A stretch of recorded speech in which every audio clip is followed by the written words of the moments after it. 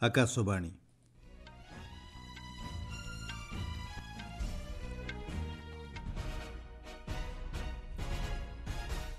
ସମ୍ବାଦ ପଢ଼ୁଛନ୍ତି ସତ୍ୟବ୍ରତ ବେହୁରା।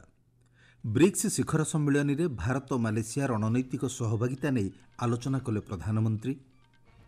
ବ୍ରିକ୍ସରେ ସଦସ୍ୟ ରାଷ୍ଟ୍ରମାନଙ୍କ ସହ ଆଲୋଚନାରେ ଦୀର୍ଘ ସମୟ ଆର୍ଥିକ ସ୍ଥିରତା ଉପରେ ପ୍ରଧାନମନ୍ତ୍ରୀଙ୍କ ଗୁରୁତ୍ୱାରୋପ। ଅମରନାଥ ଯାତ୍ରା ନିମନ୍ତେ କଡ଼ା ସୁରକ୍ଷା ମଧ୍ୟରେ ଯାତ୍ରା ଆରମ୍ଭ କଲେ 8,605 ଜଣ ଶ୍ରଦ୍ଧାଳୁ। ଶ୍ରୀକ୍ଷେତ୍ର ପୁରୀରେ ଆଜି ଅନୁଷ୍ଠିତ ହେବ ଶ୍ରୀଜୀଉଙ୍କ ଅଧରପଣା ନୀତି ଏବଂ ଆଣ୍ଡରସନ ତେନ୍ଦୁଲକର ଟ୍ରଫିର ଦ୍ୱିତୀୟ ଟେଷ୍ଟରେ 336 ରନ୍ରେ ଇଂଲଣ୍ଡକୁ ପରାସ୍ତ କଲା ଭାରତ। ପ୍ରଧାନମନ୍ତ୍ରୀ ନରେନ୍ଦ୍ର ମୋଦି ଆଜି ବ୍ରାଜିଲର ରିଓ ଡି ଜେନେରିଓରେ ଅନୁଷ୍ଠିତ ସପ୍ତଦଶ ବ୍ରିକ୍ସ ଶିଖର ସମ୍ମିଳନୀ ଅବସରରେ ମାଲେସିଆ ପ୍ରତିପକ୍ଷ ଅନୱର ଇବ୍ରାହିମଙ୍କୁ ସାକ୍ଷାତ କରିଛନ୍ତି। ଉଭୟ ନେତା ଭାରତ ମାଲେସିଆ ବ୍ୟାପକ ରଣନୈତିକ ସହଭାଗିତାର ବିଭିନ୍ନ କ୍ଷେତ୍ରର ପ୍ରଗତି ନେଇ ସମୀକ୍ଷା କରିଛନ୍ତି। ଆଲୋଚନାରେ ପ୍ରତିରକ୍ଷା, ଆତଙ୍କବାଦ, ଶିକ୍ଷା, ବାଣିଜ୍ୟ, ପୁଞ୍ଜିନିବେଶ ଏବଂ ଔଷଧ ଉତ୍ପାଦନ ଭଳି ପ୍ରସଙ୍ଗ ସ୍ଥାନ ପାଇଥିଲା। ଏହି ଅବସରରେ ଉଭୟ ନେତା ଭାରତ ଆସିଆନ ସହଭାଗିତା ବିଷୟରେ ମଧ୍ୟ ଆଲୋଚନା କରିଥିଲେ। ପହଲଗାମରେ ଆତଙ୍କବାଦୀ ଆକ୍ରମଣର କଡ଼ା ନିନ୍ଦା କରିଥିବା ମାଲେସିଆ ପ୍ରତିପକ୍ଷଙ୍କୁ ଶ୍ରୀ ମୋଦି ଧନ୍ୟବାଦ ଜଣାଇଥିଲେ। ବ୍ରିକ୍ସ ଶିଖର ସମ୍ମିଳନୀ ଅବସରରେ ଶ୍ରୀ ମୋଦି କ୍ୟୁବା ରାଷ୍ଟ୍ରପତି ମିଗୁଏଲ ଡିଆଜ କାନେଲ ବର୍ମୁଡେଜଙ୍କ ସହ ମଧ୍ୟ ସାକ୍ଷାତ କରିଛନ୍ତି। ଉଭୟ ନେତା ଭାରତ ଓ କ୍ୟୁବା ମଧ୍ୟରେ ଆର୍ଥିକ ସହଯୋଗ, ଜୈବ ପ୍ରଯୁକ୍ତିବିଦ୍ୟା, ଔଷଧ ଉତ୍ପାଦନ, ଆୟୁର୍ବେଦ ଏବଂ ପାରମ୍ପରିକ ଔଷଧ, ଡିଜିଟାଲ ଭିତ୍ତିଭୂମି ଓ ୟୁପିଆଇ ଏବଂ କ୍ଷମତା ସୁଦୃଢ଼ୀକରଣ ଉପରେ ଆଲୋଚନା କରିଥିବା ଜଣାପଡ଼ିଛି। ଏ ସମ୍ପର୍କରେ ଏକ ରିପୋର୍ଟ। प्रधानमंत्री नरेंद्र मोदी ने ब्रिक्स सम्मेलन के दौरान आतंकवाद की गंभीर समस्या पर सदस्यों का ध्यान आकर्षित किया। शांति और सुरक्षा के विषय पर चल रहे चर्चा में भाग लेते हुए पहलगाम आतंकवादी घटना को कड़े शब्दों से निंदा करने पर उन्होंने ब्रिक्स सदस्य राष्ट्रों के नेताओं का धन्यवाद किया। आतंकवाद की बर्बरता पर जीरो टॉलरेंस की मांग करते हुए उन्होंने सूचित किया कि आतंकवादी संगठनों पर कड़ी पाबंदी लगाई जानी चाहिए। उन्होंने ये भी स्पष्ट किया कि भारत हमेशा संवाद और राजनीतिक मार्गों द्वारा ही अंतर्राष्ट्रीय मसलों के समाधान पर अमल करेगा। अंत में प्रधानमंत्री ने सभी ब्रिक्स सदस्यों को अगले साल भारत के आतिथ्य में आयोजित होने वाले ब्रिक्स सम्मेलन को स्वागत किया। सुधींद्रा, आकाशवाणी समाचार, रियो डी जेनेरो, ब्राजिल। ସପ୍ତଦଶ ବ୍ରିକ୍ସ ଶିଖର ସମ୍ମିଳନୀରେ ବ୍ରିକ୍ସ ସଦସ୍ୟ ରାଷ୍ଟ୍ର, ଅଂଶୀଦାର ଏବଂ ଅନ୍ୟ ନିମନ୍ତ୍ରିତ ବ୍ୟକ୍ତିଙ୍କ ସହ ପ୍ରଧାନମନ୍ତ୍ରୀ ନରେନ୍ଦ୍ର ମୋଦି ଆଲୋଚନାରେ ଅଂଶଗ୍ରହଣ କରିଛନ୍ତି। ଆଲୋଚନାର ବିଷୟବସ୍ତୁ ଥିଲା ବହୁପାକ୍ଷିକତା, ଅର୍ଥନୈତିକ ଆର୍ଥିକ ବ୍ୟାପାର ଏବଂ କୃତ୍ରିମ ବୁଦ୍ଧିମତ୍ତା ସୁଦୃଢ଼ୀକରଣ। ଆଲୋଚନାରେ ଅଂଶଗ୍ରହଣ କରି ଶ୍ରୀ ମୋଦି କହିଛନ୍ତି, ବିଶ୍ୱସ୍ତରୀୟ ସହଯୋଗ କ୍ଷେତ୍ରରେ ବ୍ରିକ୍ସ ଗୁରୁତ୍ୱପୂର୍ଣ୍ଣ ଭୂମିକା ନିର୍ବାହ କରୁଛି।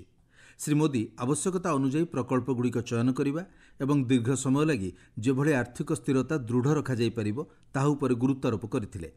ପ୍ରଧାନମନ୍ତ୍ରୀ କୃଷି, ଜୈବ ପ୍ରଯୁକ୍ତିବିଦ୍ୟା, ଡିଜିଟାଲ ଶିକ୍ଷା କ୍ଷେତ୍ରରେ ଭାରତର ଭୂମିକା ସମ୍ପର୍କରେ ଆଲୋଚନା କରିଥିଲେ। ଭାରତରେ ବ୍ରିକ୍ସ ବିଜ୍ଞାନ ଏବଂ ଗବେଷଣା ସଂଗ୍ରହାଳୟ ପ୍ରତିଷ୍ଠା ଲାଗି ଶ୍ରୀ ମୋଦି ଏହି ଅବସରରେ ଆହ୍ୱାନ ଦେଇଛନ୍ତି। ଅନ୍ୟପକ୍ଷରେ ଆସନ୍ତା ବର୍ଷ ଭାରତ ଆୟୋଜନ କରିବାକୁ ଥିବା କୃତ୍ରିମ ବୁଦ୍ଧିମତ୍ତା ପ୍ରଭାବ ଶୀର୍ଷକ ସମ୍ମିଳନୀରେ ଯୋଗଦେବା ଲାଗି ବ୍ରିକ୍ସ ସଦସ୍ୟମାନଙ୍କୁ ଆମନ୍ତ୍ରଣ କରିଥିଲେ। ରେଳମନ୍ତ୍ରୀ ଅଶ୍ୱିନୀ ବୈଷ୍ଣବ ଆଜି ବିହାର ଗସ୍ତରେ ଯିବେ। ସେ ସମସ୍ତିପୁର ଜିଲ୍ଲାର କର୍ପୁରୀ ଗ୍ରାମ ରେଳ ଷ୍ଟେସନରେ 17 କୋଟି ଟଙ୍କାରୁ ଅଧିକ ମୂଲ୍ୟର ବିଭିନ୍ନ ପ୍ରକଳ୍ପର ଉଦ୍ଘାଟନ କରିବେ। ସୋନପୁର ରେଳମଣ୍ଡଳର ବାଣିଜ୍ୟିକ ପରିଚାଳକ ରୌଶନ କୁମାର କହିଛନ୍ତି, ରେଳମନ୍ତ୍ରୀ 3 କୋଟି 30 ଲକ୍ଷ ଟଙ୍କା ବ୍ୟୟରେ କର୍ପୁରୀ ଗ୍ରାମ ରେଳ ଷ୍ଟେସନର ଉନ୍ନତୀକରଣ ପାଇଁ ଶିଳାନ୍ୟାସ କରିବେ। ଏଥିସହିତ 14 କୋଟି ଟଙ୍କା ବ୍ୟୟରେ ଏକ ଅଣ୍ଡରପାସ୍ର ମଧ୍ୟ ଭିତ୍ତିପ୍ରସ୍ତର ସ୍ଥାପନ କରିବେ। କାର୍ଯ୍ୟକ୍ରମରେ କେନ୍ଦ୍ର କୃଷି ରାଷ୍ଟ୍ରମନ୍ତ୍ରୀ ରାମନାଥ ଠାକୁର ଯୋଗଦେବେ। ଅମରନାଥ ଯାତ୍ରା ନିମନ୍ତେ କଡ଼ା ସୁରକ୍ଷା ବ୍ୟବସ୍ଥା ମଧ୍ୟରେ ଷଷ୍ଠ ବ୍ୟାଚ୍ରେ 8,605 ଜଣ ଶ୍ରଦ୍ଧାଳୁ ଜମ୍ମୁରୁ ଯାତ୍ରା ଆରମ୍ଭ କରିଛନ୍ତି। ସେହିସବୁ ତୀର୍ଥଯାତ୍ରୀ ଭଗବତୀ ନଗର ଯାତ୍ରୀନିବାସ ମୂଳ ଶିବିରରୁ କାଶ୍ମୀର ଉପତ୍ୟକାକୁ ଯାତ୍ରା ପାଇଁ ବାହାରିଛନ୍ତି। ଆଜି ସକାଳେ ତୀର୍ଥଯାତ୍ରୀମାନେ 372ଟି ଗାଡ଼ିରେ ଯାଇଛନ୍ତି। ସେମାନଙ୍କ ମଧ୍ୟରେ 6,486 ଜଣ ପୁରୁଷ, 1,824 ଜଣ ମହିଳା, 42 ଜଣ ଶିଶୁ, 216 ଜଣ ସାଧୁ ଓ 35 ଜଣ ସାଧ୍ୱୀ ଅଛନ୍ତି। ସେମାନଙ୍କ ମଧ୍ୟରୁ 3,486 ଜଣ ଶ୍ରଦ୍ଧାଳୁ ବାଲତାଲ ମୂଳ ଶିବିରରୁ ଯାତ୍ରା ଆରମ୍ଭ କରିଥିବା ବେଳେ 5,119 ଜଣ ପହଲଗାମ ମୂଳ ଶିବିରରୁ ଯାତ୍ରା ଆରମ୍ଭ କରିଥିବା ଜଣାପଡ଼ିଛି। ଆପଣମାନେ ଶୁଣୁଛନ୍ତି ଆକାଶବାଣୀରୁ। ଶ୍ରୀକ୍ଷେତ୍ର ପୁରୀରେ ରଥାରୂଢ଼ ଶ୍ରୀଜୀଉଙ୍କର ଆଜି ଅଧରପଣା ନୀତି ଅନୁଷ୍ଠିତ ହେବ। ପରମ୍ପରା ଅନୁଯାୟୀ 3 ଠାକୁରଙ୍କ ରଥ ଉପରେ 3ଟି ଲେଖାଏଁ 9ଟି ହାଣ୍ଡି ଅଧରପଣା ଭୋଗ ଲାଗି ହେବ। ରଥ ଉପରେ ମଧ୍ୟାହ୍ନ ଧୂପ ଶେଷ ହେବା ପରେ ଏଥିପାଇଁ ପ୍ରସ୍ତୁତି ଆରମ୍ଭ ହେବ ବୋଲି ଜଣାପଡ଼ିଛି। ଠାକୁରଙ୍କ ଭୋଗ ଲାଗି ହେବା ପରେ ପଣାହାଣ୍ଡିଗୁଡ଼ିକୁ ଭାଙ୍ଗି ଦିଆଯିବାର ପରମ୍ପରା ରହିଛି। ସୂଚନାଯୋଗ୍ୟ, ରଥାରୂଢ଼ ଠାକୁରଙ୍କର ଗତକାଲି ସୁନାବେଶ ଅନୁଷ୍ଠିତ ହୋଇଥିଲା। ରାତି 12ଟାରେ ଶ୍ରୀଜୀଉଙ୍କ ଶ୍ରୀଅଙ୍ଗରୁ ସୁନା ଅଳଙ୍କାର ବାହାର କରାଯାଇ ବଡ଼ସିଂହାର ବେଶ ଓ ଭୋଗ ଲାଗି ସହ ମଇଲମ ଏବଂ ମହାସ୍ନାନ କରାଯାଇ ହରିଶୟନ ନୀତି ଅନୁଷ୍ଠିତ ହୋଇଥିଲା। ସୁରିନାମର ସଂସଦ ଗତକାଲି ଦକ୍ଷିଣ ଆମେରିକୀୟ ଦେଶର ପ୍ରଥମ ମହିଳା ରାଷ୍ଟ୍ରପତି ଭାବେ ଜେନିଫର ସାଇମନ୍ସଙ୍କୁ ନିର୍ବାଚିତ କରିଛି। ପେଶାରେ ଜଣେ ଡାକ୍ତର ତଥା ପୂର୍ବତନ ସାଂସଦ ସାଇମନ୍ସଙ୍କୁ ଶାସକ ଏବଂ ବିରୋଧୀ ଦଳ ସମର୍ଥନ କରିଛନ୍ତି। ଚଳିତ ବର୍ଷ ମେ 25 ତାରିଖରେ ଅନୁଷ୍ଠିତ ସଂସଦୀୟ ନିର୍ବାଚନରେ ସାଇମନ୍ସଙ୍କ ପ୍ରତିଦ୍ୱନ୍ଦ୍ୱୀ ନ୍ୟାସନାଲ ଡେମୋକ୍ରାଟିକ୍ ପାର୍ଟି 18ଟି ଆସନ ପାଇଥିବା ବେଳେ ବର୍ତ୍ତମାନ ରାଷ୍ଟ୍ରପତି ଚାନ୍ ସାଣ୍ଟୋଖିଙ୍କ ପ୍ରୋଗ୍ରେସିଭ୍ ରିଫର୍ମ ପାର୍ଟି 17ଟି ଆସନ ଅକ୍ତିଆର କରିଛି। ଅନ୍ୟ ଦଳଗୁଡ଼ିକ 16ଟି ଆସନ ପାଇଛନ୍ତି। ସୂଚନାଯୋଗ୍ୟ, ସୁରିନାମର ରାଷ୍ଟ୍ରପତି ପରୋକ୍ଷ ଭାବେ ନିର୍ବାଚିତ ହୋଇଥାନ୍ତି। ସାଧାରଣ ନିର୍ବାଚନ ପରେ ଜାତୀୟ ଆସେମ୍ବ୍ଲିର ସଦସ୍ୟମାନେ ରାଷ୍ଟ୍ରପତିଙ୍କୁ ଭୋଟ୍ ଦିଅନ୍ତି ଓ ଏଥିରେ ଜିତିବା ପାଇଁ ଜଣେ ପ୍ରାର୍ଥୀଙ୍କୁ 2/3 ସଂଖ୍ୟାଗରିଷ୍ଠତା ହାସଲ କରିବାକୁ ପଡ଼ିଥାଏ। ଇସ୍ରାଏଲ୍ ଓ ହମାସ୍ ମଧ୍ୟରେ କତାରଠାରେ ଅସ୍ତ୍ରବିରତି ଆଲୋଚନାର ପ୍ରଥମ ପର୍ଯ୍ୟାୟରେ କୌଣସି ନିଷ୍ପତ୍ତି ହୋଇପାରି ନାହିଁ। ଗତକାଲି ଦୋହାଠାରେ ହୋଇଥିବା ଆଲୋଚନାରେ ବନ୍ଧକମାନଙ୍କୁ ମୁକ୍ତି ଓ ଅସ୍ତ୍ରବିରତି ଲାଗି ଆଲୋଚନା ହୋଇଥିଲା। ପ୍ରାୟ 6 ମାସ ପୂର୍ବେ ଆମେରିକା ରାଷ୍ଟ୍ରପତି ଡୋନାଲ୍ଡ ଟ୍ରମ୍ପ ନିଜ ପଦକୁ ଫେରିବା ପରେ ଆଲୋଚନା ଆରମ୍ଭ ହୋଇଥିଲା। ଇତିମଧ୍ୟରେ ଇସ୍ରାଏଲ୍ ପ୍ରଧାନମନ୍ତ୍ରୀ ବେଞ୍ଜାମିନ୍ ନେତନ୍ୟାହୁ ୱାଶିଂଟନ ଯାତ୍ରା ପୂର୍ବରୁ କହିଛନ୍ତି, ଇସ୍ରାଏଲ୍ ପକ୍ଷରୁ ଆଲୋଚକମାନଙ୍କୁ ନିଜର ସର୍ତ୍ତ ଅନୁଯାୟୀ ଅସ୍ତ୍ରବିରତି ଚୁକ୍ତି ହାସଲ କରିବା ନିମନ୍ତେ ନିର୍ଦ୍ଦେଶ ଦିଆଯାଇଛି। ସେ କହିଛନ୍ତି, ରାଷ୍ଟ୍ରପତି ଟ୍ରମ୍ପଙ୍କ ସହ ତାଙ୍କର ସାକ୍ଷାତ ଅସ୍ତ୍ରବିରତି ଆଲୋଚନାକୁ ଆଗକୁ ବଢ଼ାଇବ ବୋଲି ସେ ଆଶାବାଦୀ ଅଛନ୍ତି। ଶ୍ରୀ ନେତନ୍ୟାହୁ କହିଛନ୍ତି, ହମାସ୍ ଦ୍ୱାରା ବନ୍ଧକମାନଙ୍କୁ ଶୀଘ୍ର ମୁକ୍ତି କରିବା ଏହି ଆଲୋଚନାର ମୁଖ୍ୟ ଉଦ୍ଦେଶ୍ୟ।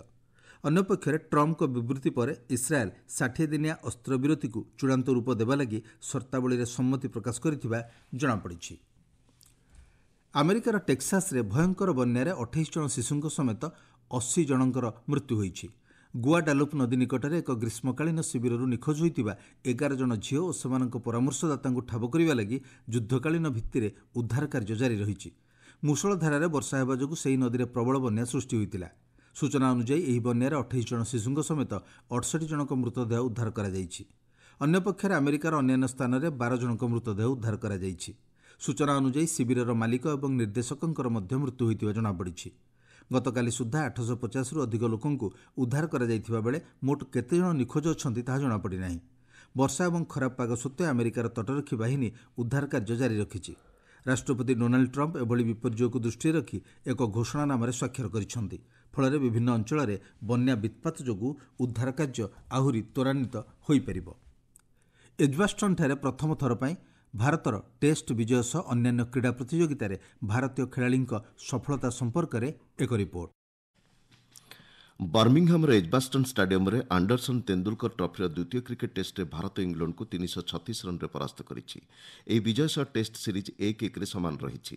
58 ବର୍ଷ ପରେ ଭାରତ ପ୍ରଥମ ଥର ପାଇଁ ବର୍ମିଂହାମରେ ଟେଷ୍ଟ ମ୍ୟାଚ୍ରେ ବିଜୟ ଲାଭ କରିଛି। ବର୍ଷା ସତ୍ତ୍ୱେ ପଞ୍ଚମ ଦିନର ଖେଳ 1 ଘଣ୍ଟା 40 ମିନିଟ୍ ବିଳମ୍ବରେ ହୋଇଥିଲେ ମଧ୍ୟ ଭାରତୀୟ ବୋଲରମାନେ ଆୟୋଜକ ଇଂଲଣ୍ଡର 7ଟି ୱିକେଟ୍ ଅକ୍ତିଆର କରିବାରେ ସକ୍ଷମ ହୋଇଥିଲେ।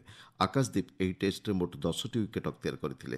1986 ପରେ ଚେତନ ଶର୍ମାଙ୍କ ପରେ ଆକାଶଦୀପ ଇଂଲଣ୍ଡରେ ଏହି ସଫଳତା ହାସଲ କରିବାରେ ଦ୍ୱିତୀୟ ଭାରତୀୟ ବୋଲର ହୋଇଛନ୍ତି। ସେ ପ୍ରଥମ ଇନିଂସରେ 4ଟି ଏବଂ ଦ୍ୱିତୀୟ ଇନିଂସରେ 6ଟି ୱିକେଟ୍ ନେଇଥିଲେ। ସେହିପରି ମହମ୍ମଦ ସିରାଜ ପ୍ରଥମ ଇନିଂସରେ 6ଟି ଏବଂ ଦ୍ୱିତୀୟ ଇନିଂସରେ ଗୋଟିଏ ୱିକେଟ୍ ହାସଲ କରିଥିଲେ। ଏହି ଟେଷ୍ଟ ମ୍ୟାଚ୍ ପ୍ରଥମ ଇନିଂସରେ 269 ରନ୍ ଏବଂ ଦ୍ୱିତୀୟ ଇନିଂସରେ 161 ରନ୍ ସହିତ ଭାରତକୁ 608 ରନ୍ର ଏକ ବଡ଼ ଲକ୍ଷ୍ୟ ହାସଲ କରିବାରେ ସହାୟକ କରିଥିଲା। ଶୁଭମନ ଗିଲ୍ଙ୍କୁ ଶ୍ରେଷ୍ଠ ଖେଳାଳି ଭାବେ ବିବେଚନା କରାଯାଇଛି। ଚଳିତ ମାସ 10 ତାରିଖରେ ଲର୍ଡସରେ ଆଣ୍ଡରସନ୍ ତେନ୍ଦୁଲକର ଟ୍ରଫିର ତୃତୀୟ ଟେଷ୍ଟ ମ୍ୟାଚ୍ ଅନୁଷ୍ଠିତ ହେବ। ବେଜିଂରେ ଅନୁଷ୍ଠିତ ଏସୀୟ ପାରା ତୀରନ୍ଦାଜି ଚାମ୍ପିୟନ୍ସିପ୍ରେ ହରବିନ୍ଦର ସିଂହ 2ଟି ସ୍ୱର୍ଣ୍ଣପଦକ ଜିତି ଭାରତକୁ ପଦକ ତାଲିକାର ଦ୍ୱିତୀୟ ସ୍ଥାନ ଦେବାରେ ସଫଳ ହୋଇଛନ୍ତି। ପ୍ରଥମ ସ୍ଥାନରେ ଚୀନ୍ ରହିଛି। ଭାରତ ଏହି ଚାମ୍ପିୟନ୍ସିପ୍ରେ 3ଟି ସ୍ୱର୍ଣ୍ଣ, 3ଟି ରୌପ୍ୟ ଏବଂ 3ଟି କାଂସ୍ୟ ପଦକ ହାସଲ କରିଛି। ବିଶ୍ୱ ବକ୍ସିଂ ପ୍ରତିଯୋଗିତାରେ କାଜାଖସ୍ତାନର ଅସ୍ତାନାଠାରେ ଭାରତୀୟ ମହିଳା ଅଲିମ୍ପିକ୍ସ କ୍ରୀଡ଼ାବିତ୍ ଜୈସ୍ମିନା ଲାମ୍ବେରିଆ, ସାକ୍ଷୀ ଏବଂ ନୁପୁର ବିଭିନ୍ନ ଓଜନ ବର୍ଗରେ ସ୍ୱର୍ଣ୍ଣପଦକ ଜିତିଛନ୍ତି। ୱିମ୍ବଲଡନ୍ ଟେନିସ୍ରେ ଭାରତର ଇକି ଭାମ୍ବ୍ରି ଆମେରିକୀୟ ଯୋଡ଼ି ରବର୍ଟ ଗାଲୱେ ଏବଂ ଆଜି ପୁରୁଷ ଡବଲ୍ସ ତୃତୀୟ ପର୍ଯ୍ୟାୟରେ ଅବତୀର୍ଣ୍ଣ ହେବେ। ଏହି ପ୍ରତିଯୋଗିତାରେ ଭାରତର ଏକମାତ୍ର ଖେଳାଳି ଭାବେ ଭାମ୍ବ୍ରି ଖେଳ ଜାରି ରଖିଛନ୍ତି। ଆକାଶବାଣୀ ସମ୍ବାଦ ବିଭାଗ ପାଇଁ ମୁଁ ମଳୟ ରଞ୍ଜନ ମିଶ୍ର। ମୁଖ୍ୟ ସମ୍ବାଦ ପୁଣିଥରେ। ବ୍ରିକ୍ସ ଶିଖର ସମ୍ମିଳନୀରେ ଭାରତ ମାଲେସିଆ ରଣନୈତିକ ସହଭାଗିତା ନେଇ ଆଲୋଚନା କଲେ ପ୍ରଧାନମନ୍ତ୍ରୀ। ବ୍ରିକ୍ସରେ ସଦସ୍ୟ ରାଷ୍ଟ୍ରମାନଙ୍କ ସହ ଆଲୋଚନାରେ ଦୀର୍ଘ ସମୟ ଆର୍ଥିକ ସ୍ଥିରତା ଉପରେ ପ୍ରଧାନମନ୍ତ୍ରୀଙ୍କ ଗୁରୁତ୍ୱାରୋପ। ଅମରନାଥ ଯାତ୍ରା ନିମନ୍ତେ କଡ଼ା ସୁରକ୍ଷା ମଧ୍ୟରେ ଯାତ୍ରା ଆରମ୍ଭ କଲେ 8605 ଜଣ ଶ୍ରଦ୍ଧାଳୁ। ଶ୍ରୀକ୍ଷେତ୍ର ପୁରୀରେ ଆଜି ଅନୁଷ୍ଠିତ ହେବ ଶ୍ରୀଜୀଉଙ୍କ ଅଧରପଣା ନୀତି ଏବଂ ଆଣ୍ଡରସନ୍ ତେନ୍ଦୁଲକର ଟ୍ରଫିର ଦ୍ୱିତୀୟ ଟେଷ୍ଟରେ 336 ରନ୍ରେ ଇଂଲଣ୍ଡକୁ ପରାସ୍ତ କଲା ଭାରତ। ସମ୍ବାଦ ଶେଷ ହେଲା।